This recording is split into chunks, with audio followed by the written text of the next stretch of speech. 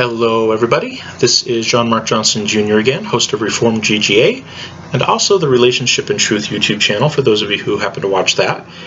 And I'm here today with another gun review to do. And this is a gun that I have indeed had for a while and have been able to put a decent amount of time on it. It is the CZ Scorpion Evo3 S1 Carbine without the faux suppressor. Not a big fan of faux suppressors, but they do make versions that have it for those of you who want to pretend that you have what you don't have. It's there. Now, before we get into that,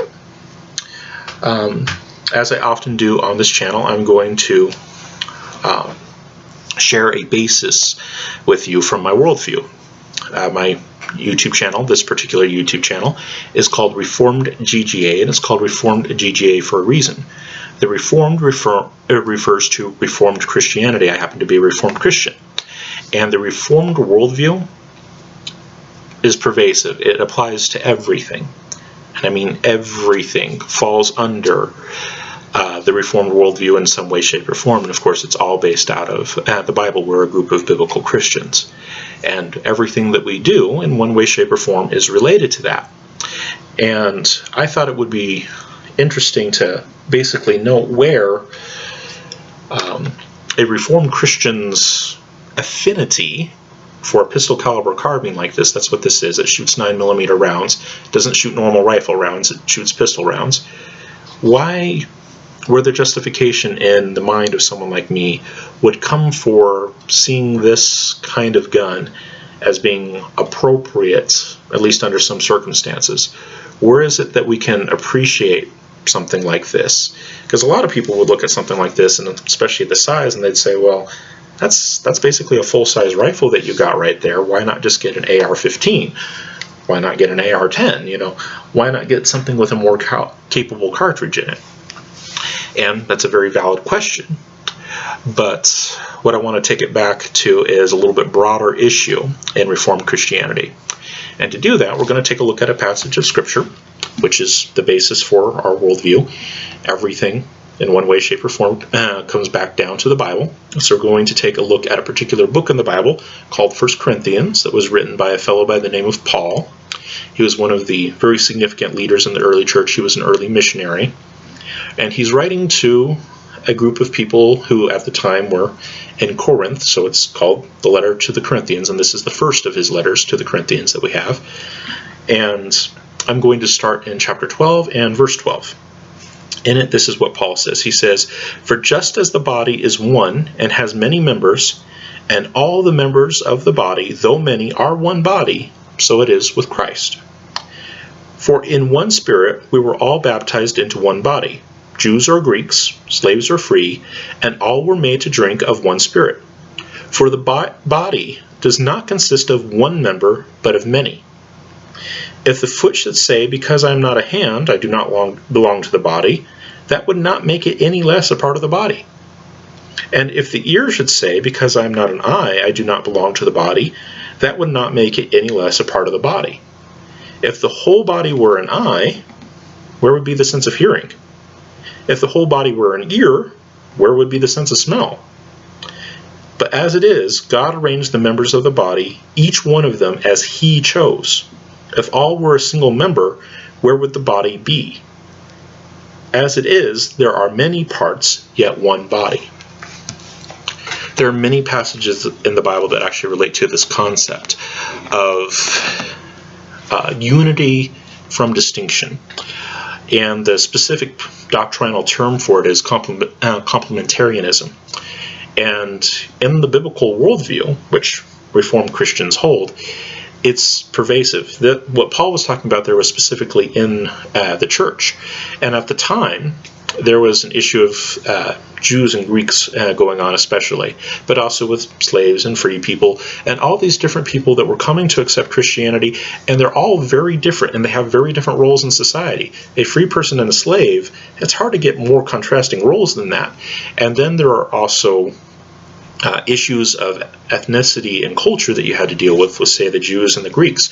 Very, very different histories, very, very different cultures. And they're all coming into the church.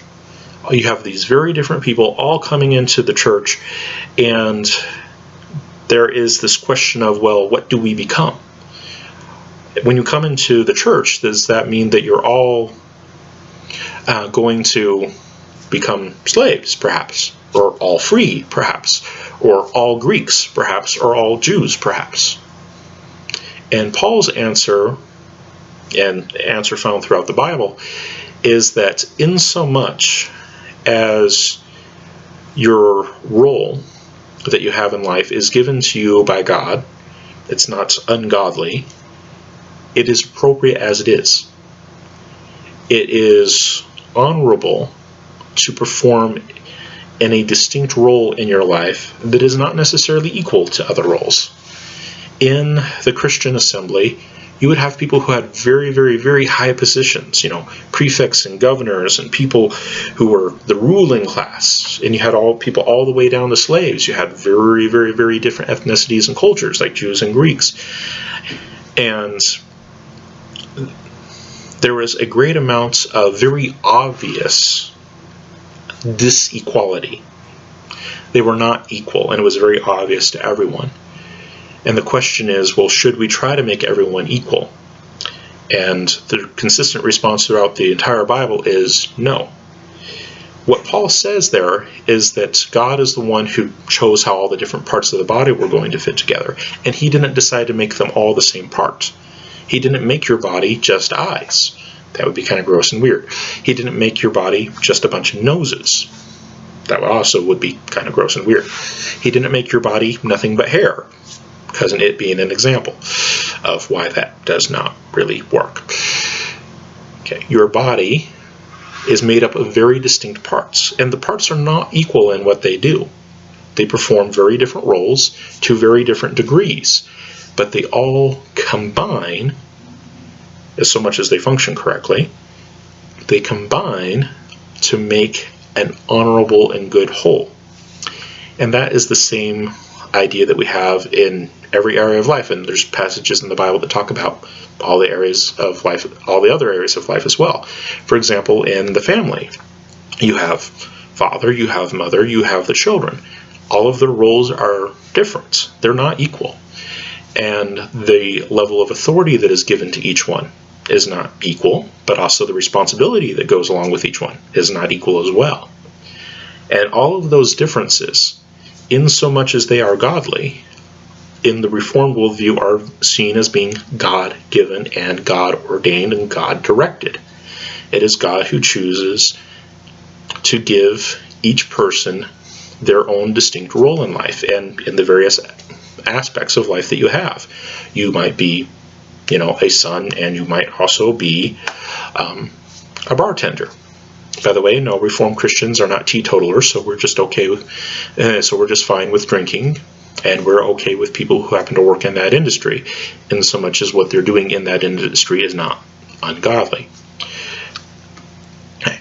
So you could have multiple roles in various areas of your life, but as long as you're performing in a godly way in them, and you're contributing to the function of each one of those particular units, contributing to the function of the family, contributing to the function of society, contributing to the function of your church, so on and so forth, it's all appropriate and it's honorable, even though it's not necessarily equal to what everyone else is doing.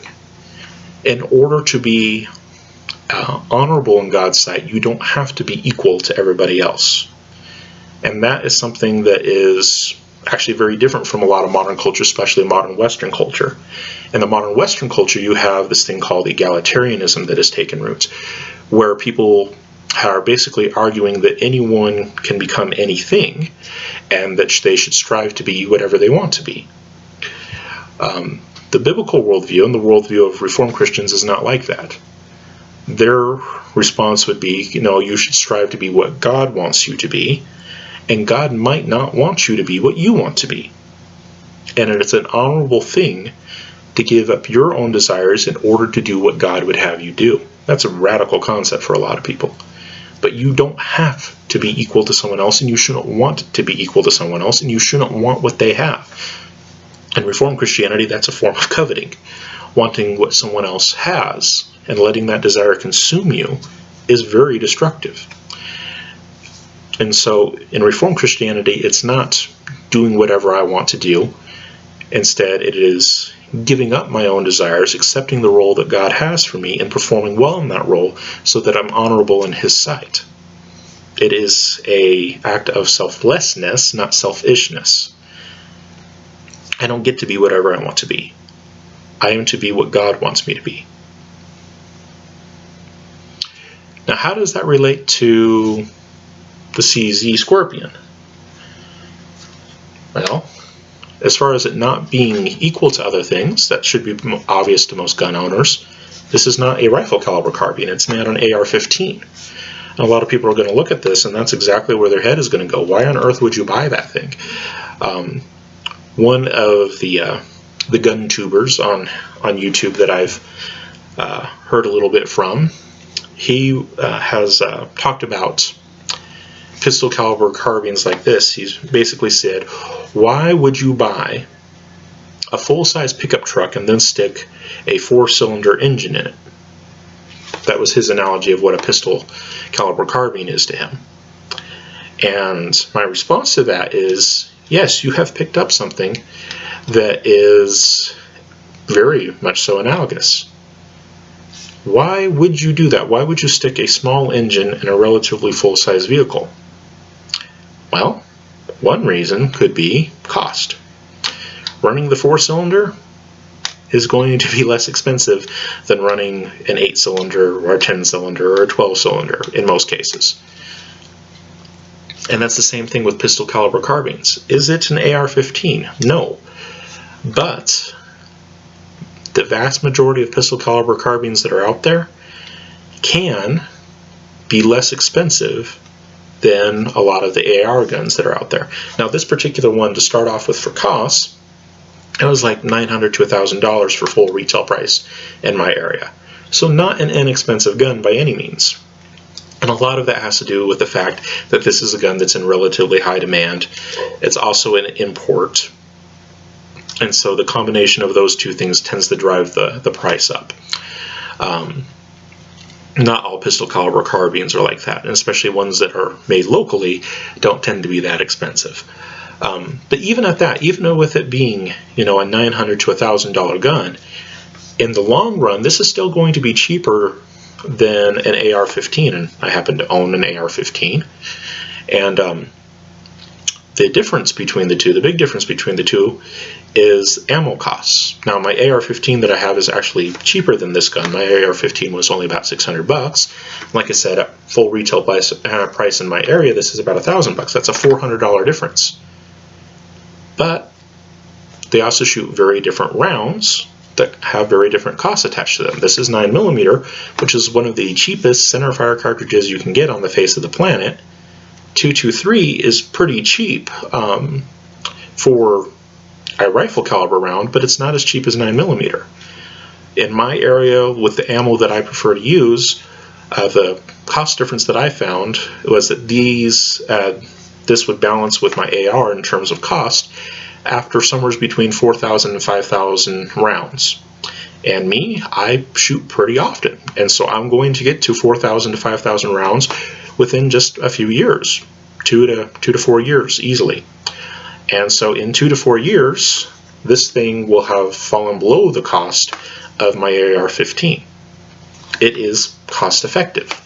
That's one reason to put a small engine in a big car, is because you want to save on fuel. You want it to be more economical in the long run. And this does that. So for a recreational gun that you want to have centerfire instead of like 22 LR or something like that, something that you want some of the advantages of centerfire because it tends to be more reliable, tends to have a little bit more hitting force if you want to have it as a secondarily defensive option. It can do that a lot better than 20 LR could, but still run much more cheaply than you could to 223. That works. Cost is a very legitimate reason. Now, going back to what I said about Reformed Christianity and the principle of complementarity, that doesn't mean that an AR-15 is suddenly bad just because it's more expensive. Obviously not. AR-15 is a perfectly good platform, and it does just fine at what it's supposed to do. But in terms of saving you lots of money in the long run, if you run it a lot, AR-15 is not quite as good at that. This is going to be better. The roles are different and the guns are not equal, but that's a good thing. If I want a gun that's going to be center fire that I want to go out and plink with, this gun's going to be a lot better option than my AR is. Okay. It is different, and they're not equal by any means. And that difference is a good thing. It allows me to accomplish a specific goal, and that is saving money in the budget. If every single round I fire is through my AR-15, it's going to get it pretty expensive pretty quickly. It's nice to have guns that are cheaper to shoot around. And like I said, after 4,000 to 5,000 rounds, this gun is actually going to have a lower overall cost than my AR-15 is. And it won't take me that long to get there either. So that's one reason. Another thing that people have brought up, especially, I'm using the AR-15 as a comparison point because everybody knows it. Another thing that people will say about the AR-15 is, for a rifle platform gun, it's pretty simple, and it is. It's very simple by comparison to a lot of other rifle platform guns that are out there. However, this gun actually is simpler. This one is not gas operated at all. It's just a simple blowback gun. And so as far as significant internal mechanisms that you have to keep track of, there's really only two groups that you have to look at, and that is the fire control group, basically the trigger pack right here, and then the bolts. There is no gas system. There is no buffer tube, buffer spring, buffer, all those kinds of things that an AR-15 has. Very, very, very simple to take apart and maintain. And also, when it comes time to replace parts on it, because you run anything long enough, eventually you're going to need to replace something, this is going to be relatively easy to work with. And especially in terms of cost, it's going to be relatively easy to work with. Now, AR-15 is a hard platform to beat in terms of cost, just because it's been around for so long. Like everybody has tooling for it, and there's a ton of it out there. Cost tends to be relatively low.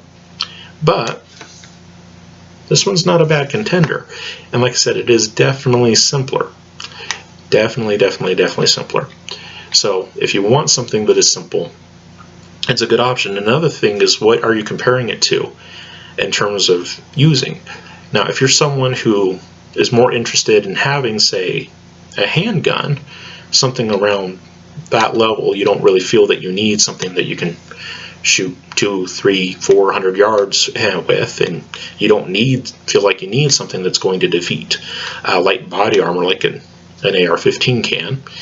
AR-15s don't do super great against a lot of plate armor, but most of the soft body armor they do just fine with. If you don't feel that you have those particular needs for both range and power, well, you could go ahead and you could get a handgun, but this is going to be easier to get hits with than a handgun. Handguns take a decent amount of time and training to really work well. And if you're talking about just a home defense role where you don't have to conceal it, running something like this instead, if you're not worried about the capabilities of an AR platform, well, this might be better. A lot of people, when they look at pistol caliber carbines, are always tempted to compare them to rifles, to actual full-size rifle caliber guns. But they're pistol caliber carbines. You need to also consider it from the other point of view. This is a lot easier to get effective hits with than an actual pistol is. This is something that I can actually shoulder, and I can look through the scope and all those great things and get very accurate hits at relatively close ranges, but certainly further ranges than I could with a pistol. And also the skill that it takes to get those kinds of hits is much less with a platform like this. Pistols are hard to learn, and pistols, if you want to be good with them, you need to practice them regularly. It's a perishable skill with handguns, but with a rifle platform gun, it's a lot easier to get hits with, and it doesn't really take as much skill, and it really doesn't take as much practice. So in that sense, it is simpler. But, like I said, you have the benefits of low-cost ammunition at the very least, and sometimes the gun is even cheaper. Another thing to consider about pistol caliber carbines is that they are oftentimes a lot more forgiving than rifle caliber guns are of certain kinds of errors that particular kinds of shooters make. One of them, for example, is bore obstructions. Bore obstruction in any gun is a bad thing. Bore obstruction is when something gets in the end of the barrel and it clogs it. And if you try to fire a gun that has a clogged barrel, it basically becomes a small pipe bomb, and of course is very, very dangerous. Now, in rifle caliber guns, that pipe bomb is actually pretty effective because the powder charge in a rifle caliber gun is usually significantly higher, which means that the pipe bomb is that much more powerful. Pistol caliber guns can suffer some of the same kinds of problems, but the pressure is typically a lot less because it's a pistol caliber round. And so, while it's still a danger, it can still blow up your gun, it can still cause injury to you, the risk of injury is significantly less with a pistol caliber gun. And so, certainly we should not be looking to obstruct the bores of our guns or anything like that. And it's always good to train people on what the issue is and make sure that they don't fall prey to it and those kinds of things. But the truth of the matter is that a pistol caliber gun is more forgiving. And so if you have people in your home that might not carry the gun like they should, first of all, train them, teach them. But you're not, perhaps it's, they're just getting into the stage where they can be trusted alone, but they're still not all as capable as they could be, and you just kind of want to play it safe. Not that you should ever leave a gun with someone that you're not sure of, but it is still something that is less of a risk with a pistol caliber carbine. And I have to admit that in the private sector, that is not as big of an issue, because in the private sector, before you would hand off a gun to anyone, you really do want to make sure they're properly trained and that they know better than to let the bore become obstructed and things like that. But in certain applications, especially military applications and government agency applications, sometimes you don't really have that luxury of being as thorough in the training as you want to be. In a lot of militaries and a lot of government agencies, you have people that may be called upon to use a weapon, but for the most part are basically bean counters. For the most part, they're going to be sitting behind a desk pushing papers around. And those kinds of people, even if you do train them and whatnot and teach them about bore obstruction and those kinds of things, they're just going to deal with those issues so infrequently that they're probably going to forget things. And if those kinds of people that aren't normally involved in, warfare or self-defense and those kinds of things happen to find themselves in a situation where they are, you want to give them a platform that's going to be fairly forgiving. Pistol caliber carbine is fairly forgiving when it comes to those kinds of mistakes. Obviously not optimal, but it is a reality that some agencies and militaries just simply have to deal with. Another issue that comes up, and actually is applicable to me, is how well the barrel does with certain kinds of use. Me, I shoot recreationally fairly often. I like to have fun shooting, and that's why I get semi-autos, because they're more fun. And one of the things that I admit that I like to do is I like to do mag dumps, where you fill the magazine completely full of ammo and shoot it off as fast as you can. It's kind of expensive, you can't afford to do it too terribly often, but it's fun. It is a recreational hoot. But mag dumping a gun wears the gun out. In a rifle caliber gun, it usually exacerbates the wear and tear on the gun, and especially on the barrel. On a rifle caliber gun, you have a lot higher pressures, you have a lot more heat involved, you have a lot more friction involved, especially because the round is going to be moving a lot faster through the barrel. And on a rifle caliber gun, if you do a lot of mag dumps, you will see the rifling wear out fairly quickly. Now on an AR-15, that's not absolutely terrible, because on an AR-15 gun, the barrels are relatively easy to replace. But if you don't want to have to mess with replacing a barrel, simply taking care of the barrel in the first place is the way to go. Don't do a lot of mag dumps, you won't wear out the barrel as fast. Okay, the combination of heat and pressure and friction does destroy rifling. And if you fire a lot of rounds in rapid succession, it's just going to speed up the process. But if you're someone like me, and I really do like to do mag dumps from time to time, and probably at least once every time that I go out, I want to do at least one mag dump, but at the same time I don't want to have to change out a barrel anytime soon. Well, enter the pistol caliber carbine. Pistol caliber guns have a lot lower chamber pressures, and the muzzle velocities are much lower as well, so you don't get as much friction, don't produce as much heat, so on and so forth. So they tend to be a lot nicer to their rifling than the rifle caliber guns are. And so as far as heat damage is concerned, pistol caliber carbines really don't get a lot in the way of heat damage. Now eventually you can, shoot out a barrel on a pistol caliber carbine, but it usually takes quite a bit. Even with doing some mag dumps here and there, a decent pistol caliber carbine barrel can easily last 60,000 rounds. Now if I were to do mag dumps on my AR-15 that I own, and I were to do that on a fairly regular basis, it might be shot out within 5,000 rounds, just depending on how hard I run it. Pistol caliber guns, though, tend to be a lot more forgiving in that regard. Another issue is noise.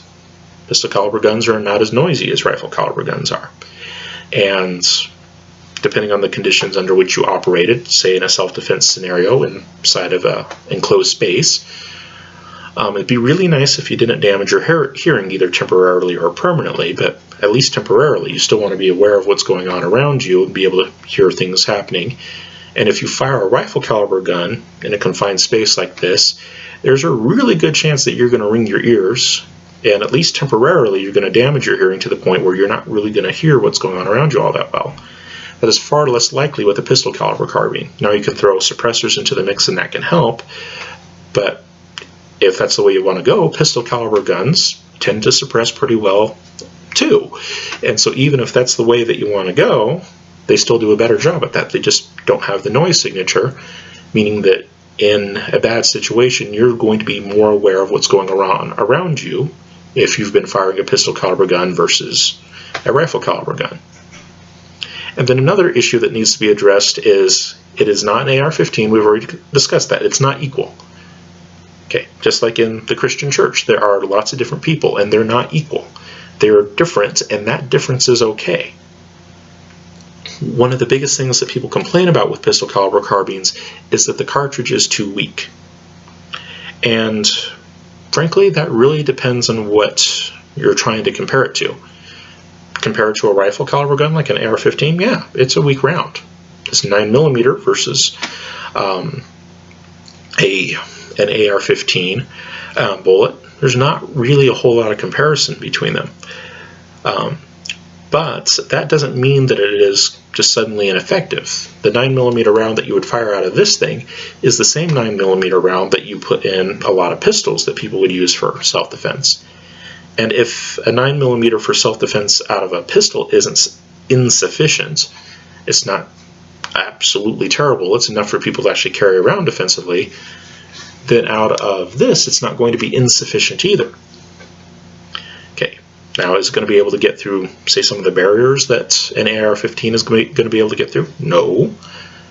But within a context like this, inside of an enclosed space, relatively close targets, whatnot, it's not bad. And in fact, putting in pistol caliber rounds into a pistol caliber carbine does usually increase their effectiveness. You get more kinetic energy out of a carbine than you do most handguns.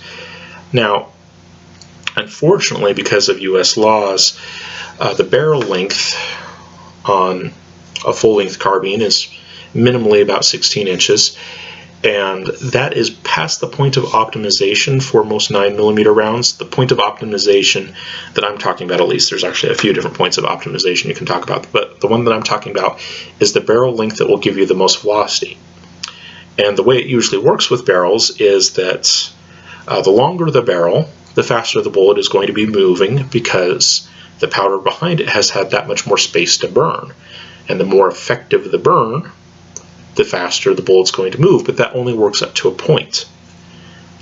Once you've burned all of the powder fairly effectively, any barrel length past that is just going to slow the bullet down, because you keep adding friction, but you're not adding any more energy to the equation. And for a lot of 9mm defensive loads, 16 inches is actually too long. Depending on the particular load that you're talking about, it can actually start to slow the bullet back down, and you're not going to get the full amount that you could. But it's still usually going to be better than out of a handgun itself. Even with the defensive loads, it's still better than firing it out of a handgun. It will detract from it a little bit compared to, say, a mid-length barrel, something around maybe 6 to 12 inches, with 8 inches being relatively optimal. But each handgun load is going to optimize at a different point, so it's hard to pick one barrel length for everything. But usually somewhere between 6 and 12 inches, depending on the load. And of course, this one is minimally 4 inches past that, or maybe quite a few inches past that, depending on the particular load, but it's still going to be better than firing it out of just a normal handgun length. Normal handgun length for 9mm is usually somewhere between 3 and 5 inches. It's fairly rare to get, especially common defensive handguns, past, say, 5 inches, and especially past 5.5 inches. That's fairly rare. So out of this, it will be more effective, and usually by 50 to sometimes 100 foot-pounds of energy more.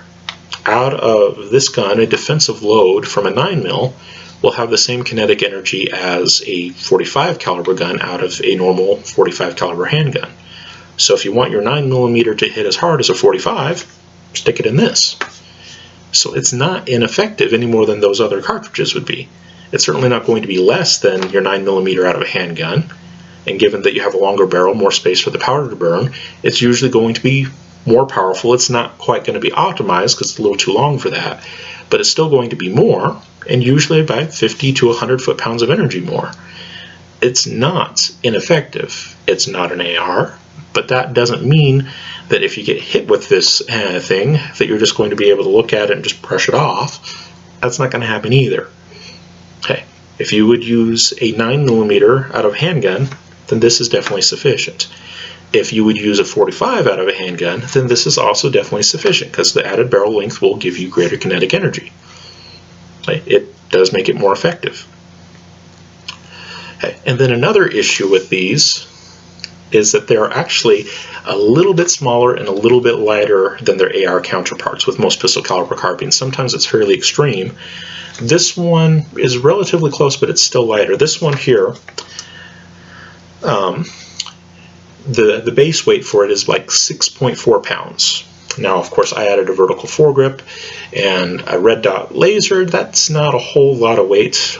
Right now, it's probably a full 6.5 pounds, maybe a little bit past that, but roughly a 6.5 pound gun.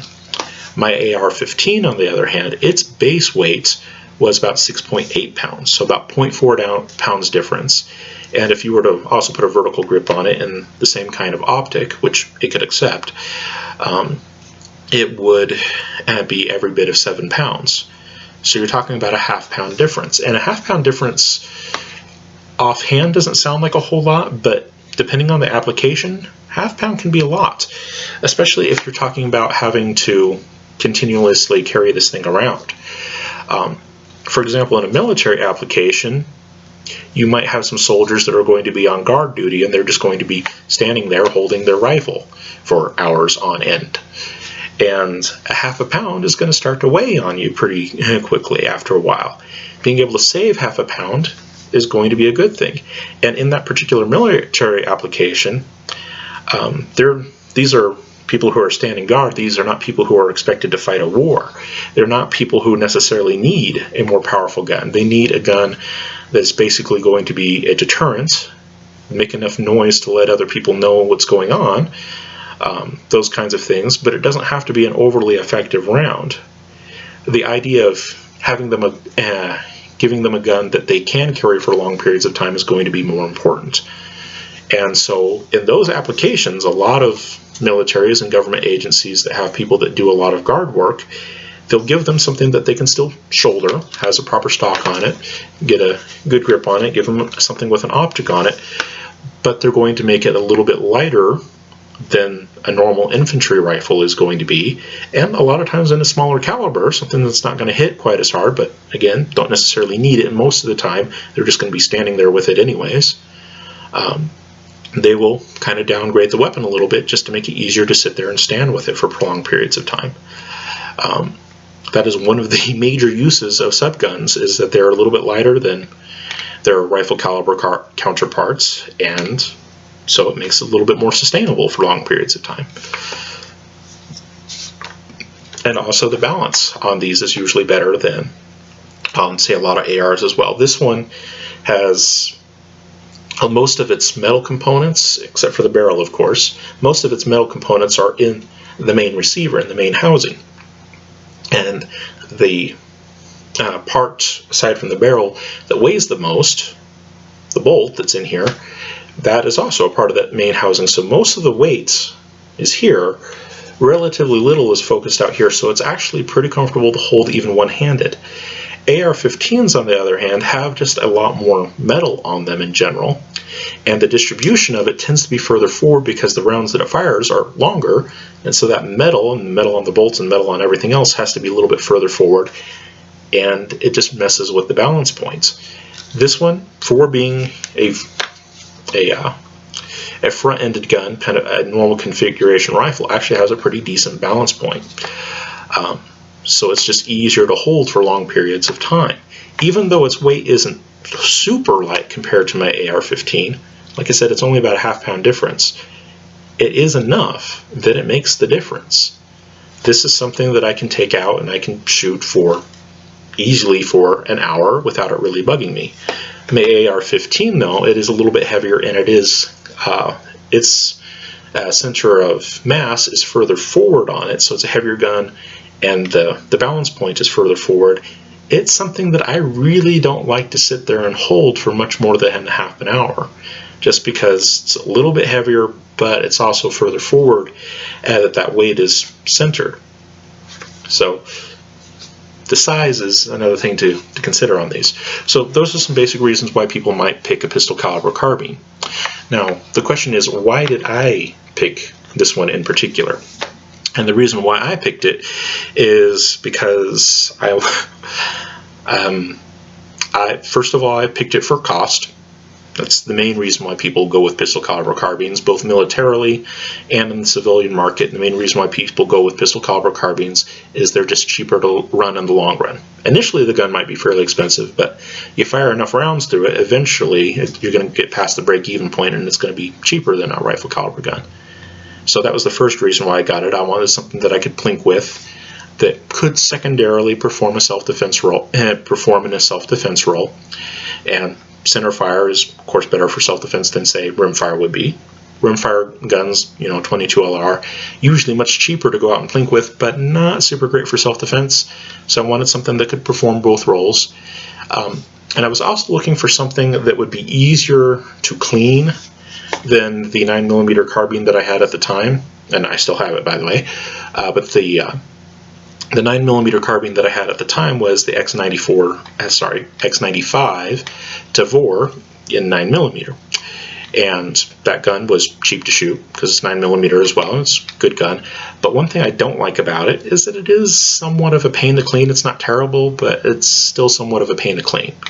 So I wanted something that would be easier to clean, and this is definitely easier to clean. And then I also wanted something that was going to be more lefty-friendly than my Tavor. My Tavor is a bullpup, and so the action comes all the way back here on it, and there's an ejection port all the way back there. And if you're a lefty and you're trying to run my Tavor, well, the ejection port is right there. It's going to hit you in the face a lot of times. And I have a number of left-handed friends and family members, and whenever they run my Tavor, well, they wind up with a bunch of brass in their face, and it's not good. And so I wanted a 9mm gun that I could run fairly cost effectively, and it'd still be fun, but it'd be better for lefties. And this gun is indeed much better for lefties because the ejection port is much further forward. And so for left-handed people, it tends to eject over their shoulder instead of into their face, which is a good thing. So it's much more lefty compatible. And then recently, I've started using this thing as my traveling bedside gun. And it wasn't really my intention when I got the gun. I just wanted a fun plinking gun that could be used in a self-defense role if I had to, more lefty friendly, easier to clean than my other 9mm carbine that I already had. Those kinds of things. But as I got to modifying it and playing around with it, I discovered that I did not like the compensator that was originally on the end. I took that off. That's why there's just a barrel nut there. I did not like the compensator, and I don't like compensators on pistol caliber guns in general for civilian use. For civilians, we're stuck with semi-autos, and a pistol caliber gun isn't very powerful in the first place, and so when you're shooting it just single shot at a time, the compensator actually kind of gets in the way. For one, it's added weight, which I don't like. I don't like front heavy guns at all, so the further I can move the weight back, the better for me, as long as it doesn't impede function at all. Like the sight here, I don't have it all the way forward because I don't want front heavy, but I do have it far enough forward that I can actually still sight in on it okay. So not all the way forward, but also not all the way back, because if you put it all the way back, it becomes kind of hard to use, at least effectively for me. What was I saying? Words. Compensator that was on the end. By the way, this gun, I should have mentioned this earlier, but this gun has already been checked and cleared, so it's safe. But there was a compensator at the end, and for semi-auto guns that you're only firing single round at a time with, and in small calibers, pistol calibers, the compensators really are excessive, and all that they tend to do is that when you shoot, the gun shakes down. That's what a compensator does. It directs gases upwards so that the barrel moves down, and in full auto, it would keep the gun from climbing too much on you. That's the idea. But the civilian version isn't full auto, so it's not going to be climbing on you anyways. And so all that the compensator tends to do is it just dips your barrel down and shakes your gun around in weird places. And frankly, it makes it harder to use and harder to get back on target. So I took the compensator off, put the barrel nut on there, and then I discovered that when I had the gun pull it up, which this gun does, it was actually small enough to fit in my travel case. And so I was like, well, if it fits, might as well see how it travels. And it actually has been traveling pretty decently. It's kind of heavy, admittedly, compared to my old system. My old system was centered around a CMR 30, which is only 22 Magnum, not the most powerful round in the world. It's also rimfire, not the most reliable system in the world. But it was definitely lighter than this, but I also feel a whole lot better with something that's actually center fire at my bedside when I'm traveling. And without the compensator on it, this is just small enough to fit in my travel case. And so I've been using it that way, and it's actually not bad. And I like the fact that it's actually a bigger, longer gun overall, because it means that in places in hotels and whatnot, I can actually just lean it up against the nightstand or the desk or wherever I happen to be and not have to worry about it falling over. The CMR 30 is a little bit shorter, and so sometimes when you lean it on something, it doesn't work quite as well because it's short. This one, being bigger, does make it heavier, but as far as finding places to stow it, it's actually better. So I've liked that, and it's been good. Now, what you guys were probably here wasn't so much for the life philosophy of accepting the role in life that you have, although there's a lot to be said for that. And a lot of people, one of their biggest problems in life is that they can't accept the position that they have, and they're always reaching for something that they shouldn't necessarily be reaching for. And in the case of guns, not every gun has to be an AR-15. There are other roles to be filled. And the AR has a particular role that it fills, and it fills it very well. I'm not knocking the AR-15 at all. But just because something isn't as powerful as an AR, or as adaptable as an AR, or has had the service life as an AR, doesn't mean that it can't perform another role well. Being a relatively inexpensive centerfire gun is a role. It's not a great role, but it's a role. And in the long term, a gun like this, even though it's more expensive initially, in the long term, a gun like this will perform that role better than an AR-15 will. Is it equal to an AR-15? No, and it doesn't have to be. And that fits with the reformed principle of complementarianism. Things need to complement each other. They need to work together towards a godly goal. They don't have to be the same in doing it, though. In fact, they can't be the same in doing it because you don't have the whole made up of different parts if you do that. You don't have a whole body if every single part is eyes. It's really creepy and gross. You're going to have different parts, and they're not going to be equal parts. And that's just fine. This, I don't look at it and say, well, I wish it was an AR. I already have an AR. And it works just fine as an AR, doing what ARs do. But if I wanted to do something else, some of those other things are performed by this just fine. And in certain regards, better by this. Long-term cost effectiveness, this is definitely better than an AR. Okay, but like I said, you guys didn't probably come here for the philosophy, although some of you really need it, to be brutally honest. Okay, some of you overreach. And you're constantly looking at other people saying, I wish I was like them, I wish I had what they have. The sin of covetousness has completely consumed your life, and you need to get over it. But I know, you didn't come here for that, so let's talk about the actual features of the gun itself. So I've talked about why having guns that aren't ARs is okay, even if they're not as powerful as ARs, and they're not as big, and they're not da-da-da-da-da-da, why that's okay. And I've talked about why I specifically got it. But let's talk about just some of the basic features. Now, the first thing that I want to point out as far as features are concerned on this gun is the overall look. And even some of the functionality. When I look at this gun, and I consider its features, I'm pretty much convinced that somebody threw an MP5 and an XM8 together, and this is what came out. The fish is back. Some of you know exactly what I'm talking about. Does not that look like an MP5 and XM8 put smashed together? It really does. It has almost the fish shape. The only thing that it's missing is just the little overstrut that goes back to the optic that would complete the rounded fish shape. We've got the tail and everything else going on. I mean, it's just, we're almost there. The XM8 has not died. It just repatriated parts of itself to the CZ Scorpion.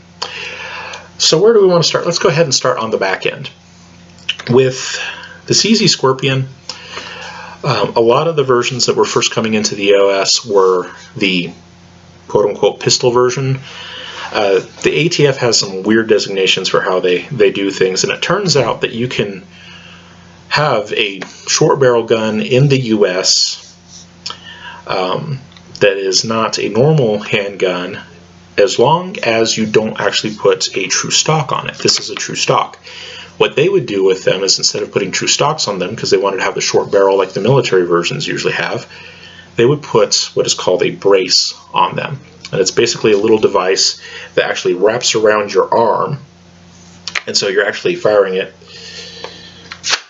more or less like this. It doesn't actually go up to the shoulder. It's not meant to go up to the shoulder. It's just this little thing that wraps around your arm up down here, and that's how you fire it. It is the most inconvenient thing possible for a normal able-bodied shooter. Now, what they were originally designed for is people who had injured one of their arms, and so they couldn't use normal pistols very well. And so it was a way of basically making a pistol for someone who couldn't use their offhand to support a pistol. Excuse me. And so, and for those kind of people, you know, it's a better option than a pistol is. But for a normal user, those braces are not very comfortable. They're usually fairly short, and the ATF, well, they kind of go back and forth on whether or not it's okay or not, but the current ruling, as far as I know with the ATF, is that you can shoulder them from time to time, but it's only supposed to be time to time, and the devices themselves cannot be designed for good shouldering, so they're always a little rough that way. They're always a little too short. They're never super comfortable on the shoulder, and they're not designed to be, and they're intentionally not designed to be. Excuse me.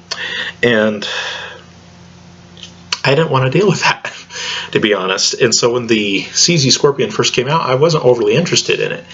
It had the short barrel like the military version does, and it even had the original forend that the military version has. The military forend has pick rail all the way around. This one has pick rail on the top, but the rest of the slots are M-lock slots. That is not like the military version. The military version is shorter barrel, and it's pick rail all the way around. And I like guns that are military guns, but in order to keep that short forend with all the pick rail on it, they had to have a brace on the end instead of a proper stock like this. And I did not want to mess with that. I don't like the braces. The braces are inconvenient and a pain, and if you want to run them correctly according to the law, they're not going to be comfortable to shoot, because it's either wrapped around your arm, and then other places that the ATF has decided is appropriate for them is on your sternum.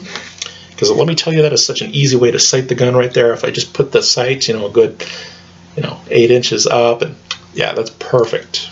Huge offset, but hey, that's great. And then they also allow firing off of the cheek, and that's exactly what I want to have. I want to have a blowback action gun resting on my cheek while I'm firing it. That makes perfect sense right there, let me tell you. Yeah, I didn't want to mess with any of that, and so I waited until they came out with a version that actually had a true and proper stock on it, and this is actually the military grade stock. And you'll see that it cuts a little bit low like a lot of hunting rifles do, and it allows you to get pretty low on the gun, and it results in a lower bore offset than in a lot of other guns you'd have. The bore offsets on this gun is actually better than a lot of AR-15s and a lot of other rifle caliber guns, just because it cuts a little bit lower. And then of course it is a multi-position stock. This one is only 3 positions. There's fully in, which is pretty close to the length of a lot of braces, 1 step out, and then 2 steps out. So it is got some adjustability there. And a nice thing about this stock is that there's a little button on the other side. Just push that, twist it around, and if it's all the way in, you can actually attach it to the mag well. There's a little divot on the mag well. Don't know how well you guys can see that, but a little divot on the mag well. Just pull down on the stock, let it pop in, and it's retained. You're not going to shake it off. And so it stows pretty well. Now, some people ask, will the gun fire with the stock folded in? And as you can see, the ejection port actually is still exposed. So yes, technically it does, but that is not why they make folding stocks. The folding stocks are made for stowing. They do not make the gun any more combat effective. They're a transport thing. They're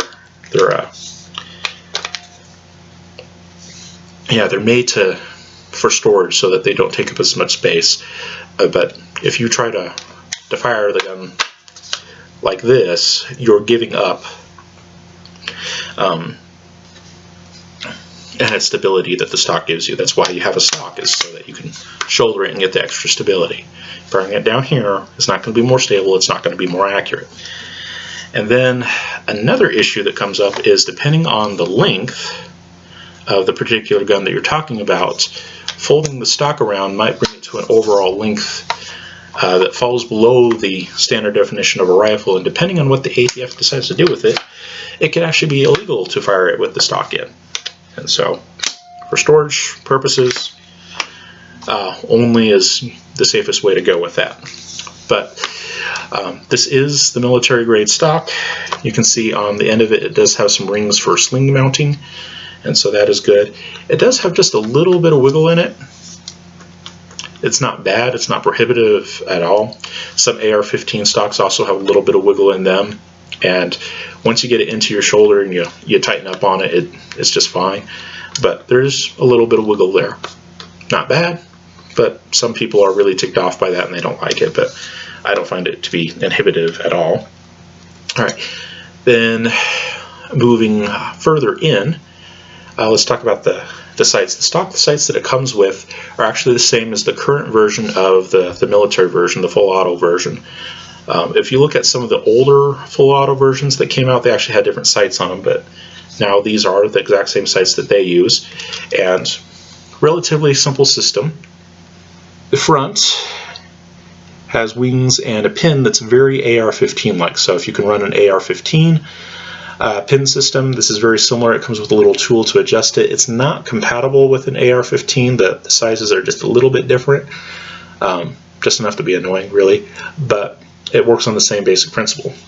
And then on the back side, it has multiple apertures. There's 4 apertures in total. You can change whatever side you're looking at.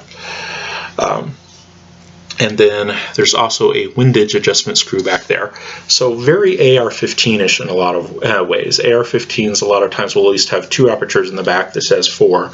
And I'll have a windage adjustment screw on the back side, which this one does as well, and it works basically the same way. So if you're used to an AR-15, the sights that it comes with are going to work pretty much the same way, and they're actually really nice sights. They're all metal. I think they're some kind of an alloy construction. I found them to be pretty accurate. The only reason why I have the red dot on there is just because I like something that works in different lighting conditions a little bit better, and regular iron sights don't work as well for me under certain conditions, and they certainly are not as fast to acquire. A red dot is easier, faster to acquire, so for self-defensive purposes, I like a red dot better than I like the open sights. But the open sights that it comes with, if you're thinking of just getting this gun for plinking and that kind of thing, the open sights that it comes with are actually pretty good. You don't have to put an aftermarket sight on it. I do that for defensive purposes because red dots are easier to pick up, but the sights that comes with are entirely appropriate to the task of, you know, regular plinking, outdoor shooting, even small game hunting if you feel that you can pick them up fast enough. That's the only real issue. But yeah, the sights that it comes with now are the exact same as the military version. One word to the wise though, and this happens with all 9mm carbines. 9mm carbine, well, not all of them, but a good number of 9mm carbines will shake screws loose, and these sights are put in by screws.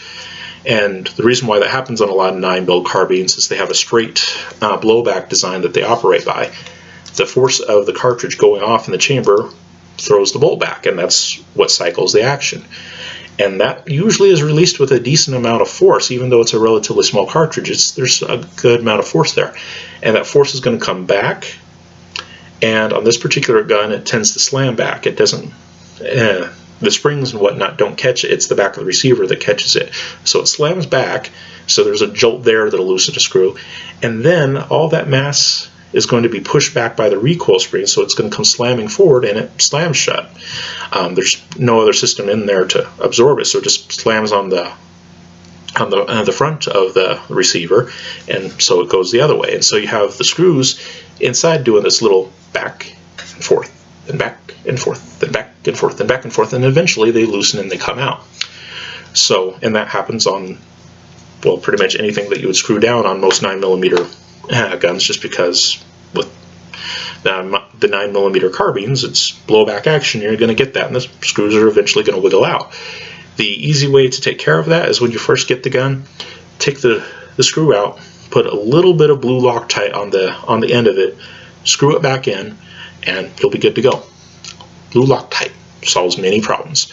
And also, just so you know, I did blue Loctite the screw that's on the optic as well. Blue Loctite isn't super strong. If you really need to get into it, you can twist it out, but it's enough to keep it from loosening on its own.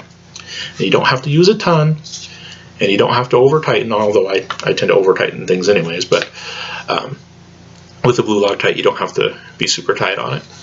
But yeah, those are the sights. The standard sights that it comes with are just fine. Don't mind them at all.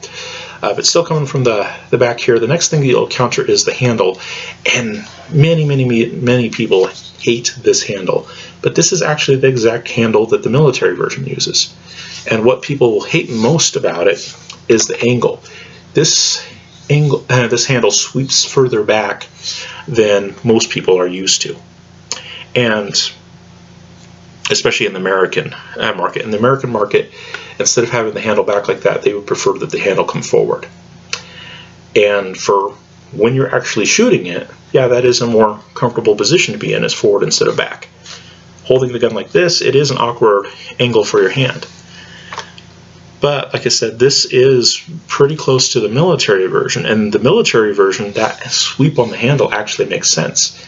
In the military and government agency application that it was designed for, the idea is that these are going to be given to people that usually are not going to be using them super often, but when they do need to use them, they need to use them quickly. So think of like a security detail or someone who's given guard duty or something like that. The idea is that they're going to be carrying it low on their body most of the time, and then when the threat arises, you want to be able to bring it up. Putting the handle at this angle means that when they're carrying it low, the gun is still relatively horizontal. If you have The normal grip that we in American civilians prefer, the more vertical grip, when you go to carry that low, it actually takes the gun and it puts it in a more vertical position. And the more vertical your gun is, the harder it is to go into the horizontal position for firing. So they put this really aggressive angle on there so that when you're carrying it low, it's still fairly horizontal, and all you have to do is just bring it up and you're ready to shoot. It carries naturally like that. That's what it's made for, is to carry in a position that's going to be faster onto your shoulder. That's what it is. Just basically twist to reorient the stock and bring it up, and you're ready to go. That's why it has that weird angle. And then the shape on the end is also unique. This handle is not designed to be choked up on. Instead, you're actually intended to use it a little bit lower, and exactly why we'll talk about here in a second. But you're actually supposed to use it lower, and that big bulb on the end helps you gain control of the gun as a whole. Because the military versions, of course, don't have a long barrel at the end, but a lot of times they will have suppressors on them, and that adds forward weight. And so as a means of counteracting that, you have this big bulb on the end that your hand can push on to keep the gun up. And so there actually is a method to the madness. And it's designed for one-handed wielding as good as you can, and then also for a more natural carry position that is more horizontal. If you have the normal angle on the grip, when you're carrying it low, it tends to orient it just that much more horizontally. It makes it that much slower to get up into action. So that actually was a good design choice on their part. And this bulb at the end, if you have a low grip on it, it makes sense and it helps you balance out the gun with one hand. Now as we go forward, next you get the selector switch, and that selector switch is an ambi selector switch, which is nice. Again, like I said, I have lots of left-handed friends that I shoot with fairly regularly. They don't go shooting as much as I do, but fairly regularly. And so it's nice to have a safety that is going to work for them. But one thing that a lot of people complain about is what that safety does when you put it into fire mode. Now on the full auto versions, there's actually going to be a few options up here. There'll be, of course, the white safe, the single red bullets for semi-auto fire. Then it will have a burst mode next to that, and then a full auto next to that. So there's usually actually 4 stop points up on top.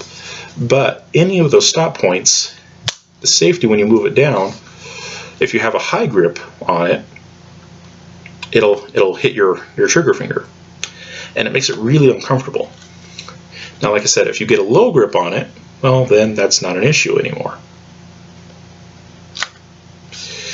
American shooters are used to getting fairly high grips on the guns, and if you do it that way, yeah, that safety is going to be in the way. But if you actually use it as it was designed to use it, which is a low grip, then yeah, you have complete access to the trigger, and it's not going to get in the way of the safety. But the fact of the matter is that for the military and government agency application, that safety was actually designed intentionally. The idea was that you'd have something that would hit your finger when it's off of safe, letting you know your gun's not on safe. And for the vast majority of people that were intended to use this, they weren't supposed to have the gun off of safe. So it'd be something that would be kind of annoying, remind you to put it back on safe. Okay, once there's a bad guy who's threatening your life or the life of people around you, you're not going to care if the safety digs into your finger a little bit. But once the threat is gone, and if that safety is still down, it's going to get annoying. You're like, I don't want that there. I'm going to go ahead and move the safety back up. It is a very tactile, very annoying tactile reminder to keep your gun on safe as much as possible. That was a specific design feature. Now, a lot of people, when they get this gun, they'll actually Dremel off one of the safeties. They'll Dremel off the one on whatever their trigger finger side is. If they're right-handed, it'll be the right-handed safety. They'll just dribble off the little tab there and just operate it from the other side, and that works because they don't want to have to deal with that. But there actually is a reason why it was designed to have a somewhat annoying safety. First of all, you're not supposed to choke up on it. It's actually meant to be held lower, which is weird, but it makes sense in the application that they're originally going for. And if you do choke up on it, and that safety comes down, well, if there's an immediate threat on your life, you're not going to care if it's digging into your finger that much. But once the thread is gone, that's going to become really annoying. It's going to remind you very naturally to put your safety back on. It's kind of a safety for the safety, if you will. Now, another interesting thing about this handle itself is that the handle actually can move back on the gun and forward on the gun.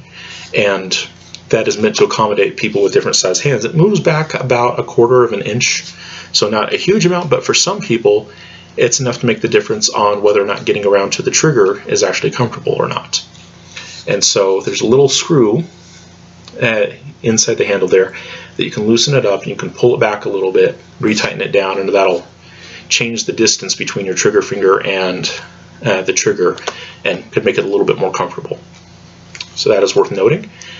And then right under the main housing and as a part of the trigger guard, you actually have the magazine release. That's what this little thing down here is. And you see me working it with my trigger finger. It's actually very AR-15-ish like that.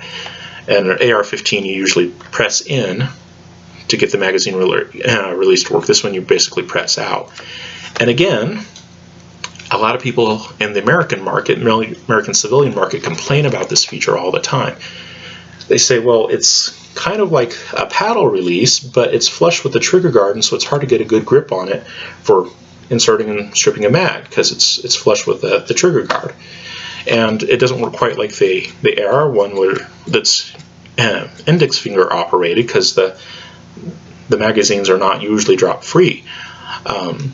Sometimes you can get them to drop free, but they're polymer magazines, and so they don't drop free consistently. And so people are just kind of annoyed by it. It doesn't run like a normal AR-15 does, and it doesn't work quite like a normal paddle magazine does, at least not as quickly. But again, it wasn't designed to. This is actually the current version of the magazine release that's used on the military version. On the older military version, they actually had a little bit different shaped one. This one has actually been simplified down even further, and the idea was to have a magazine release that would not catch on stuff or be accidentally pressed. On the AR-15, one of the problems that they have is because the control works perpendicular to the gun, and I've complained about this on a lot of guns where the controls work perpendicular to the gun, it can be accidentally pressed and you'll wind up dropping your magazine. Now on a lot of AR-15s, they'll actually have little bits and pieces of metal that are actually built up around the magazine release button to keep it from happening accidentally. This one they didn't want to have to worry about that with, and so instead of making it something that you press in, something that operates perpendicularly, it actually operates with the plane of the gun. So if you press on it, it's not going to do anything. And it's flush with the trigger guard so that it doesn't actually accidentally catch and snag on stuff. So it's basically a snag-free design is what it was meant to be. Lots of people complain about it because it's not super easy to get a hold of. So if you want to do speedy magazine changes, it's not the best magazine release for that. But in its original design purpose, that wasn't what was intended. This gun was not designed for quick magazine changes. It's military application, government agency type gun. And in those applications, you don't see a whole lot of speed reloads. And one of the main reasons why is people who use these oftentimes work in teams. And so people will more or less take turns firing while the other person's putting their fresh magazine back in and whatnot. It's not intended for one person to go out there and do quick changes in the middle of the battlefield. It's you shoot your rounds, you find cover, people will cover for you, you take care of whatever you need to take care of, and you get back into it. Government agencies are usually much more concerned about accidentally dropping a magazine from the gun when you don't intend to, from it being released when you don't intend to, rather than having super quick changes. I have an empty 20-round magazine here, and to change it out, it's not super long. Either I can do the index finger and grab, or I can use my thumb on the paddle and grab, and it's not too long. It's not as quick as if the paddle actually came down, or if it actually had a distinct button that worked perpendicular to the gun. It's not as fast as that, but it's fast enough for the application, and the important thing is that it's very hard to snag on this magazine release. You're not going to press it up against you and accidentally bump off like you can with an AR-15, and if you happen to scrape it along the bottom across some article of clothing or some part of gear that you're carrying, that there's no paddle end to catch on it and drop it. And so in terms of a snag-free design, which is what it was designed to be, it's actually really good. But again, a lot of American shooters, they're not carrying it as in a military application. They're going out to the range and they're trying to show off to their buddies about how fast they can dump magazines, which I get, it's kind of fun. But yeah, this magazine is not going to be, this magazine release, I should say, is not going to be good for speed reloads. It's not the fastest one out there. Now, they do make aftermarket magazine releases that you can get, and they also make aftermarket kits for the safety, that you can change the safety design and make it so that it doesn't dig into your hand and stuff like that, which is a safety for the safety. It's actually designed to be that way. But you can do the same thing with the magazine release. You can get ones that have little paddles that extend down and things like that, that make it easier to strip, but that's not what the original design was going for. The original design was something that wouldn't catch on things, and it did good at that. All right, and then on the other side is easily one of my favorite parts of this gun. This little lever right here, well, it's more of like a pull tab. This little pull tab right here is the bolt release. And I love the design on this thing. One of my major complaints with a lot of manufacturers when it comes to the bolt release is the bolt release is just too easy to set off, or it's way too hard. For example, on AR-15s, there's usually a little tab that sticks out once the bolt release is employed. And that little tab that sticks out perpendicular to the plane of the gun, and so you brush up against something or set it down on something, it'll hit that tab and it'll send the bolt home when you don't want to. And then on my X95 DeVore, its bolt release is way in the back, and it's a little button that comes out, again, perpendicular to the plane of that surface. So you set it on something and bolt comes slamming home when you don't want it to. That's bad. And on other guns like the RDB, which I don't have anymore, but it had a bolt release that did not snag on things very well at all, which was great, but it was also really hard to deactivate the bolt release. It was really stiff and kind of in an awkward place. This one is kind of the best of both worlds. It's not operating perpendicular to the plane of the gun, so it's not sticking out from it. Instead, it's a lever that you push up and down. And that actually works real well. It's a very big tab, as you can see here. And very easy to move, so when I throw my magazine in, my thumb's already there. So if I want to, I can just pull on it right then and there and get the gun back in action once I've inserted a magazine. Works real well. I would love it if I could retrofit every AR-15 gun, style gun I've had to something like that. This works real well. It doesn't have the issue of being able to brush off. It's big enough that you can get a good handle on it and move it when you need to. It's a good balance for a bolt release. I absolutely love it. I wish every gun had a bolt release like this. I really do. And then while we're on this side, there is the charging handle. And charging handle works fairly normally. Pull it down, and then you twist it around, and there's a little locking notch that'll stay in. And that is what opens up the action. And that little locking notch that it comes in, you can slap off and go for it. I'm not going to do that just because that's actually kind of hard on guns. But when you have a round in there, of course, you can slap it home. It's not going to cause any problems. But one thing that people complain about with it is that tab is actually relatively small. And it can be a little hard to get a hold of. And it's a fairly stiff recoil spring in this thing. And you'll find that with a lot of 9mm blowback guns is the spring is pretty stiff. And so people complain about that. I can't get a good handle on it, etc., etc., etc. And again, going with the original military design, it wasn't designed to be like that. It was designed to be fairly small, so again, that the risk of accidentally engaging it when you have a bunch of kit on doesn't happen. Now, I personally have found that I have accidentally activated this thing a few times when I have it locked back like this. Sometimes I'll occasionally bump across it and that'll send it flying home. But as I've gotten used to the gun, I figure out where it is, and it's not such a big issue as it used to be. But part of that is getting used to the gun. But the other part of it is that it is just a very small nub, and so you're not as likely to hit it as with other guns. For example, on my RDB, when I had it, its charging handle was at least twice that length, and it was a lot easier to accidentally smack off and on.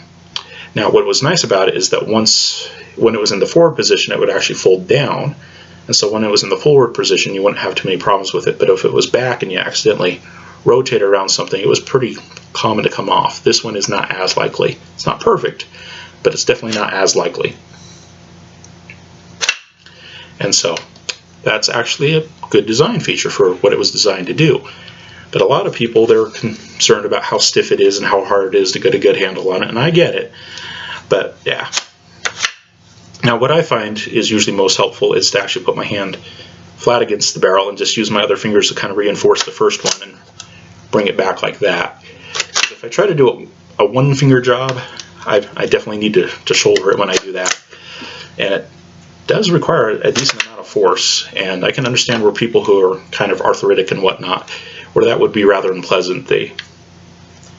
All the fingers behind the primary finger works a lot better. But for some people, depending on how bad their hands are, you know, arthritis and whatnot, it might be inoperable. Now, again, they do make aftermarket parts for this, where you can get extended ones, which will give you a few more fingers to grab on it, which might be better. Now, you do lose in that it'll make it easier to bump off as well, and you have to take the good and the bad with that one, I suppose. But that is the case on that one. Now, the magazine well, I forgot to talk about it. The magazine well is actually beveled out a little bit, and it does make the magazine changes just a little bit easier. Not a ton, but enough. And then as we move forward on the gun, this particular civilian version has M-lock on a lot of the surfaces. And I, of course, put a vertical grip on it, which I do with my defensive guns. And at the time in the store, this was the only color of vertical grip that I could find, and initially it kind of annoyed me. But now that I've handled it like this and with that color on it, I actually kind of like the contrast. It would actually be really cool to see one of these with this tan color and a few other spots, like if they did the stock in that tan color, if they did the handle in the tan color, maybe the cover guard in the tan color. That would actually look kind of cool. I like the contrast between the black and the tan. Just need more of it on this gun. But I actually kind of grown to like it. But yeah, lots of M-lock slots, and then you'll notice that the front end actually bulges out a little bit. And that was because CZ designed this gun for the suppressor market, with the suppressor market in mind. And so the idea was that you get this gun, you fill out some paperwork with the ATF to shorten the barrel down, and some other paperwork to go and buy a silencer. Well, technically a suppressor, they don't actually make anything silent.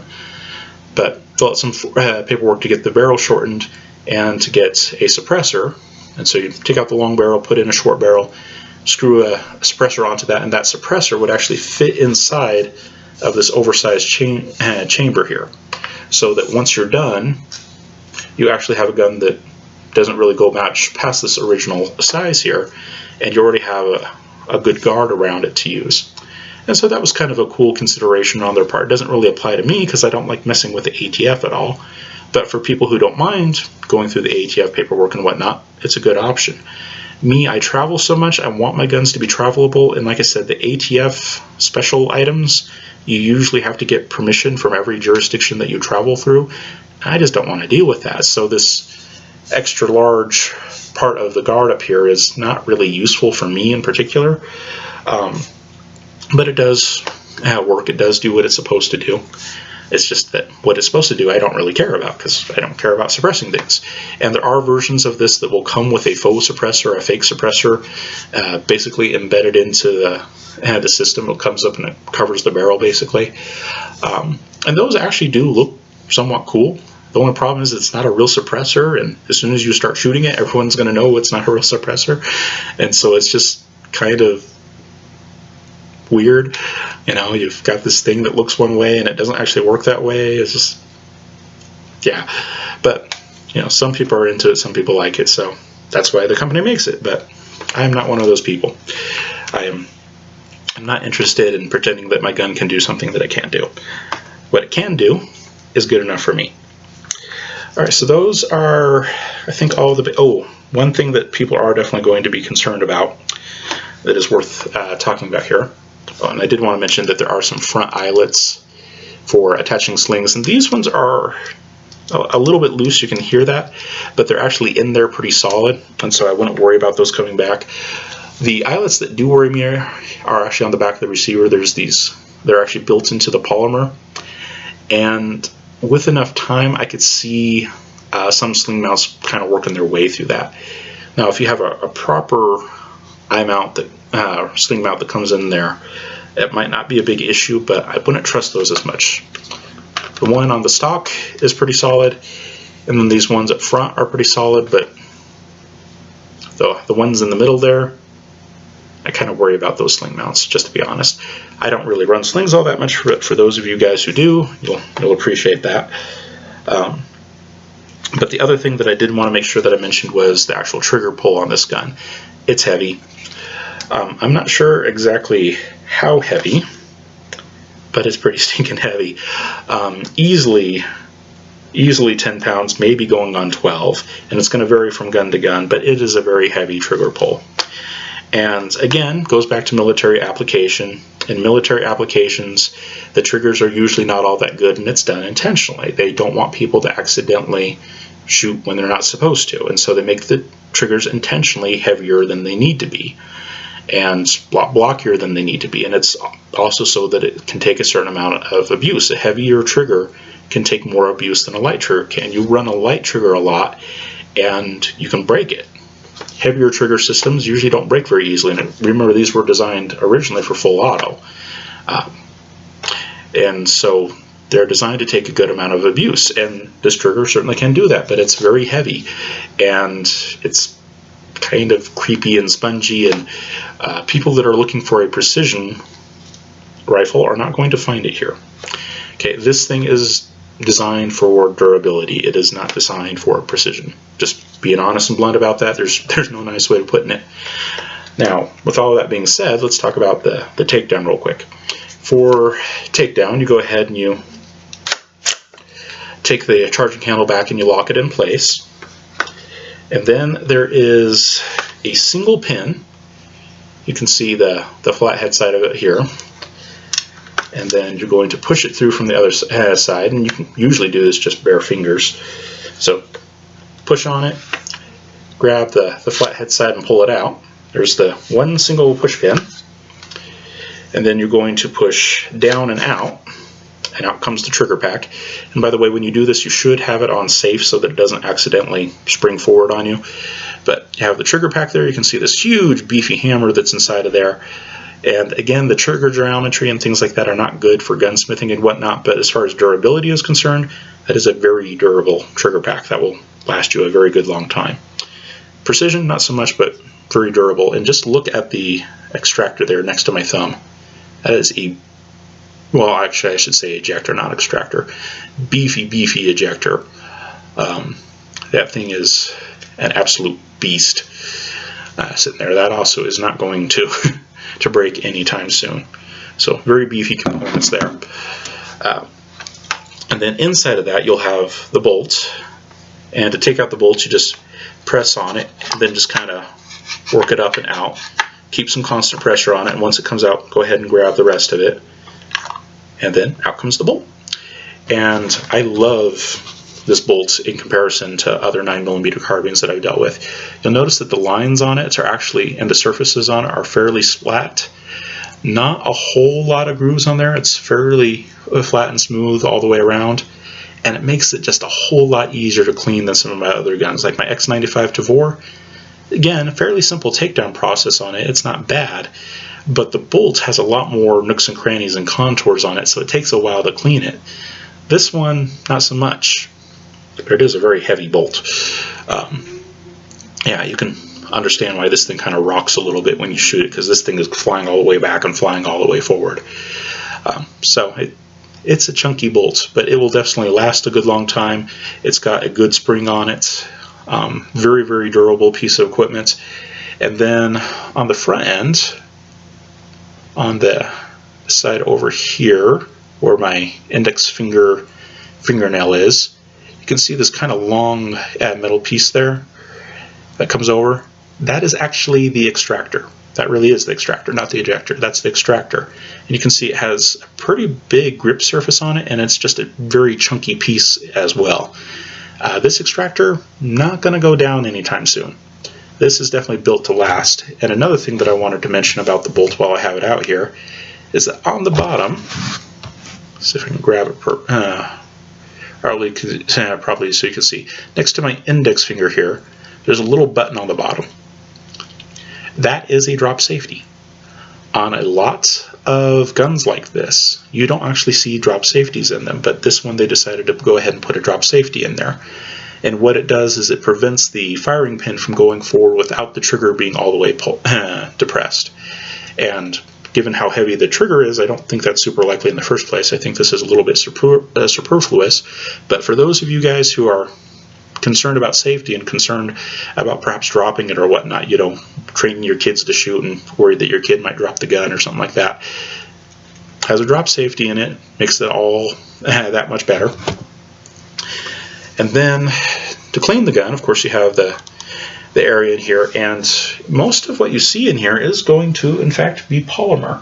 There's a few metal kind of chassis bits in there that hold the main things that need to be held, but most of it is polymer. It's a very thick, very strong polymer, but most of it's polymer. And so with the bolt out of the gun, it's basically a plastic shell, and it's pretty light. So you take out the bolt, you take out the trigger pack, and most of it's polymer, most of it's plastic. It's very light, very easy to deal with. So you can clean out the receiver portion here. Of course, you can clean out the barrel. One thing I do not like about this is that it's very hard, well, basically impossible, to look down the barrel in this configuration. And I like to be able to look down the barrel to see if there's any obstructions, whatnot. With this gun, you'll wind up having to look down from the muzzle end and put something reflective inside of the gun, piece of paper. If you're a wet boy like me, you can put your hands in there and get some reflection off of that. You know, white skin does not usually do very good in the sun, and I get sunburnt terribly, but the one good advantage is that I can use my hands as a mirror to stick inside my gun and check the barrel. Weird. But yeah, it does work, but I like to be able to look at it from the breech end, not the muzzle end. Because looking down the muzzle of a gun is just not a good habit to be in. But on this gun, if you want to check your barrel, that's kind of what you're stuck doing. Just because unless you want to really take it apart, it doesn't really come apart more than this for the casual user. So you kind of have to deal with it as it is on that one, unfortunately.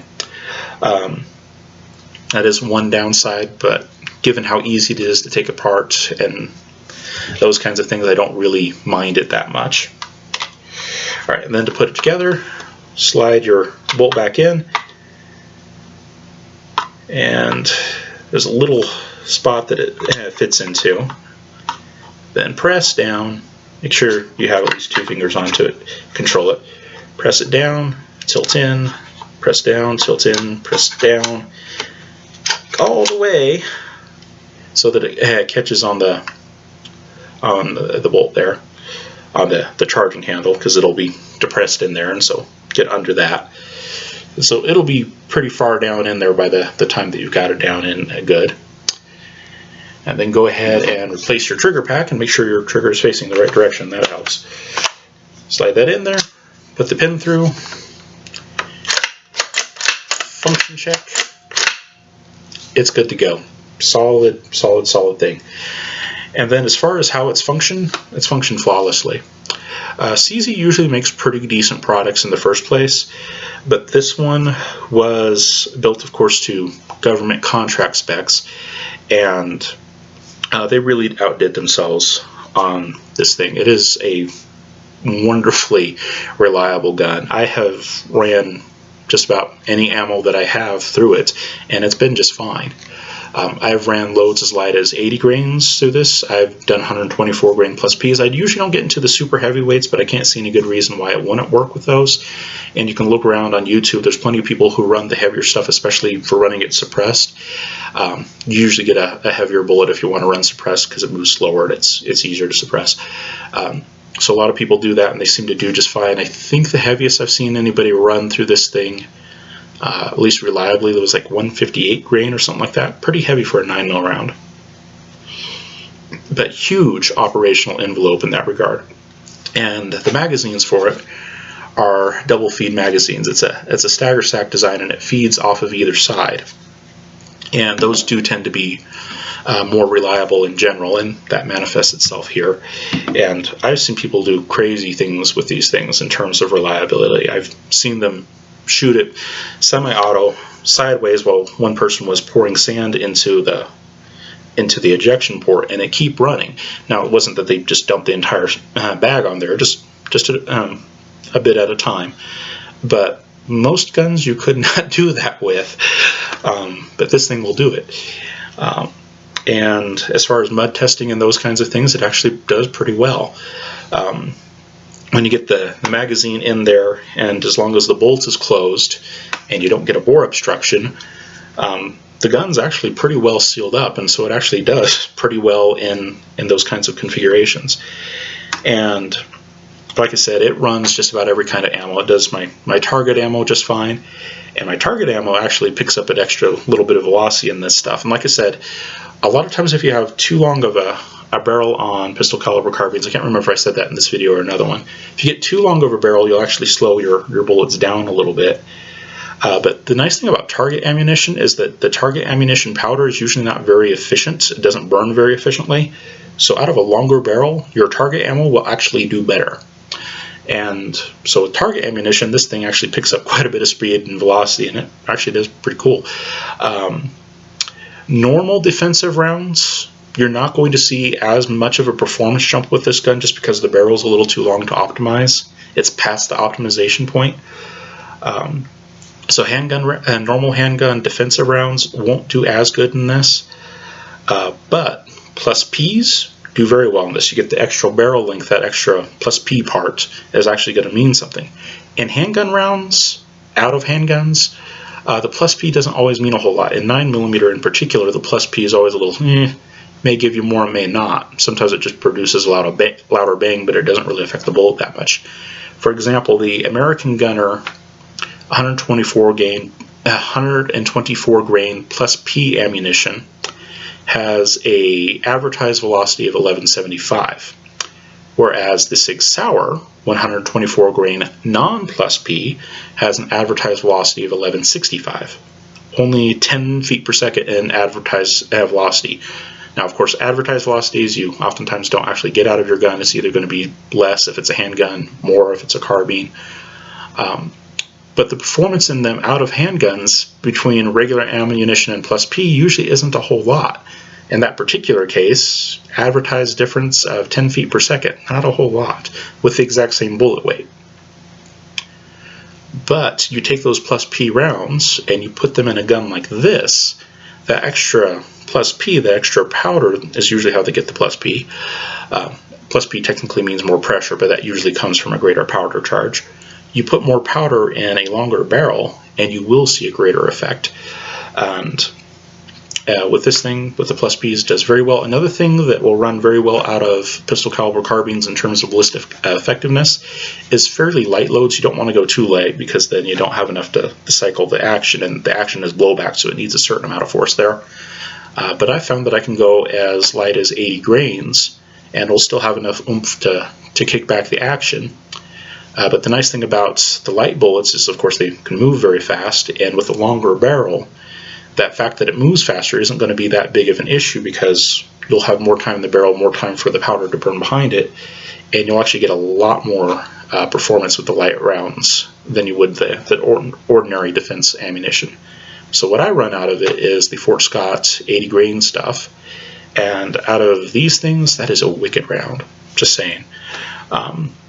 These are pretty well optimized for that particular 9mm round. You can do some really cool things with that round out of a gun like this, and not actually a bad round for hunting. I wouldn't take it hunting elk anytime soon or anything like that, but for anything from basically white-tailed deer and smaller, those 80 grain rounds from Fort Scott munitions out of a gun like this are actually relatively effective. I wouldn't balk at using that at all. Decently effective round as long as you have decent shot placement. Now, in terms of accuracy, that's where the shot placement would become an issue. When I shoot it, I usually don't get any better than 7 MOA, which is actually pretty good for a pistol caliber carbine. In the hands of someone who's a little bit more skilled than I am and with better ammunition that I use, I have some people get close to 4 MOA, but usually 7's a little bit more reliable. So not a great distance gun, 9mm, you know that going into it. But inside of 100 yards, you know, as long as the target isn't too terribly small, you can hit it and be effective with it. And I would not suggest this as your primary hunting gun or anything like that, but if necessary, you can put it into that role. And that Fort Scott munition stuff that I was talking about makes for a pretty effective self-defense load as well, and has a lot more capability than a lot of people think. Like I said, a lot of people like to compare pistol caliber carbines to AR-15s, and one of the things they like to say is, well, an AR-15 can get through soft body armor. Well, 9mm rounds actually can too. We'll go ahead and talk about this because I've already gone over time. I can see the time on my screen, and I've already gone really long, so I might as well just throw this on. A lot of people are under really mistaken impressions when it comes to pistol caliber carbines and soft body armor. They'll say that if you put a 9mm round inside of a pistol caliber carbine, it will defeat soft body armor. And that is sometimes true, but it's not consistently true. Level 3A body armor is rated for 124 grain full metal jacket ammunition fired at velocities of up to 1400 feet per second, which is going to be within the envelope of most pistol caliber carbines. Now, there are places where you can go on YouTube and you will see people firing pistol caliber carbines, firing some kind of full metal jacket round at soft body armor, and it will go through. But 3A body armor specifically is designed to handle that very threat. So what's going on? A variety of things. First of all, not all the body armor that's out there is 3A and above. Some of it's below, like level 2, level 2A. And those kinds of armor are just not as strong, and so if you put the cartridge in something with a longer barrel, give it a little bit more oomph, sometimes it can get through those lower levels of body armor. So that's the first question, is what kind of body armor did they use? Is it 3A, which is usually what is advised for soft body armor, or was it a lower rating? Another issue is the age of the armor and the conditions under which it's stored. Body armor has a shelf life, and if the body armor is too old, and especially if it's been left in a place where it gets a lot of sunlight, it will not be as strong as it would be otherwise. It might not be absolutely terrible, but it's not going to be super strong. And so if it's older body armor that's deteriorated a little bit, throwing the round in something a little bit longer, giving a little bit more oomph, can be enough to get through it. So low rated body armor is sometimes what you'll see it go through. Sometimes old body armor. Another issue is the weight of the round itself. Body armor, level 3A body armor, is designed around 124 grain ammunition. Sometimes when people get through body armor with a pistol caliber carbine, it's with 115 grain target ammunition. And those two rounds are just different enough in both speed and the shape of the bullet that sometimes it's enough to actually get the bullet through the body armor. So that actually can happen. Putting it at 115s instead of 124s in a pistol caliber carbine will sometimes make enough of a difference in speed and velocity, and the bullet shape is just enough to allow it to penetrate a little bit easier, that it will actually penetrate. But the problem, though, is that 115 grain ammunition, even when it does get through level 3A body armor, it usually doesn't get through with a whole lot of force, and so the wounding potential is still relatively small. Sometimes not enough to actually get into the vitals and do what it needs to do as far as incapacitating a threat. So can you defeat 3A body armor with normal 9mm ammunition, the 115 grain stuff? Sometimes you can. But it's not overly consistent because there are different kinds of 3A body armor. The 3A rating is a minimum rating, it's not a maximum rating. Some companies will really go above and beyond, take it in for testing, and it doesn't test well for rifle rounds, so they're stuck with a 3A rating. But it can still handle a lot higher stuff, and so solid plate 3A will usually defeat pretty much any kind of 9mm round. It doesn't matter what kind it is. Solid plate 3A will usually defeat just about anything. And a lot of the hybridized body armors that they make now can also defeat a lot of the 9mm ammo. But the kind of commercial grade, run-of-the-mill 3A body armor sometimes can be defeated by a 9mm carbine. If it's firing the right bullets at the right speed. Like I said, 115 grain full metal jacket tends to get through better than the 124 grain stuff, because it's actually, body armor is designed to stop 124 grain. It's not designed for 115. So it can get through under those conditions. But generally, with most off-the-shelf 9mm ammunition, it's just not going to be good enough to get through body armor. And if it does get through body armor with normal off-the-shelf stuff, it's not going to penetrate very well. There are exceptions to that, though. They actually do make true body armor piercing 9mm rounds. The true ones are only available to law enforcement and militaries, unfortunately. But they do actually make it. And then there are some civilian available rounds that actually can do pretty well once they get through even some of the tougher 3A body armor. Not the plate stuff, like I said, the metal plate armor, even if it's just 3A and not rifle rated, will still stop pretty much every 9mm round that's out there, that's at least commercially available. But there are some commercially available 9mm rounds that can penetrate the level 3A body armor and be able to do enough damage on the other side to really be notable. And the Fort Scott stuff that I've been talking about is one of those rounds. I've seen Fort Scott stuff fired even from pistols, not necessarily carbines, but in carbines it usually accentuates because it's such a light round. You can get a lot better powder burn with it. But even out of a full-size pistol, a 5-inch pistol, I've seen the Fort Scott stuff go through medium quality 3A body armor and then completely through a 16-inch gel block afterwards. Pretty good stuff. Now that doesn't hold over range because it's a light round and so it slows down pretty quickly. But at short range and home defense type distances, it works pretty good. Is it an AR-15 though? No. And it certainly doesn't have the range of an AR-15. But if your sole concern is being able to get through body armor, which I'm not exactly sure why it would be, but if that's your concern, there actually are 9mm rounds that out of fairly large handguns, and of course in carbines, can actually do that.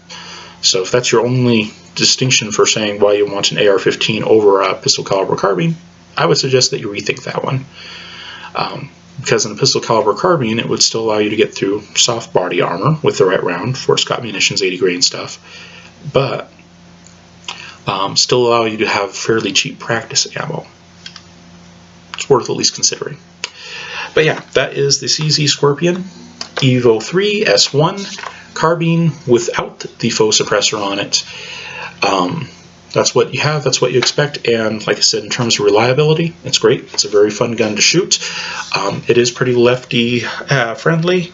There are some ergonomic features that you will find that are weird, but in the military application that it was originally designed for, there's actually a reason for them. But you still might not like them, and there's aftermarket parts that can take care of that. And then for you, you're going to have to decide what your relationship with the ATF will be. If you want to have vertical grips, if you want to have true stocks, you're going to have to either get the carbine version like me, or you're going to be stuck filling out a lot of paperwork on the short barrel forms. Just be aware of that going into it, and that usually means more time and money. But for something that's off the shelf, ready to go, the carbine version is actually pretty solid. And I've really enjoyed it. I certainly do not feel unarmed with it. It is sufficient to the task, and I've actually liked adopting it as my new bedside gun, as my new traveling bedside gun. It fits. It is heavier than my old system, but it does fit. It does give me more power. It's still quieter than an actual rifle caliber carbine is, so I have better chance of being able to hear the things around me without suffering any temporary hearing loss or permanent, etc., etc. For my particular needs, my particular goals, it works. Is it an AR-15? Nope. And it's not meant to be. And if that's your standard of comparison, frankly, I kind of feel sorry for you. Not everything's going to be an AR-15, and it doesn't have to be. And then, like I said, there's also some of you that just in life in general are comparing yourselves to things that you were never meant to be. God never intended you to be certain things. And if you're going to live your life by comparison, wishing that you were something else than what you are, you're going to lead a really unhappy life, just saying. There is a lot of pleasure to be taken in fulfilling the role that God actually has for you, rather than the role that you want to force upon yourself. It is what it is. Anyways, thank you guys very much for your time and attention. Go with God and be blessed. Bye.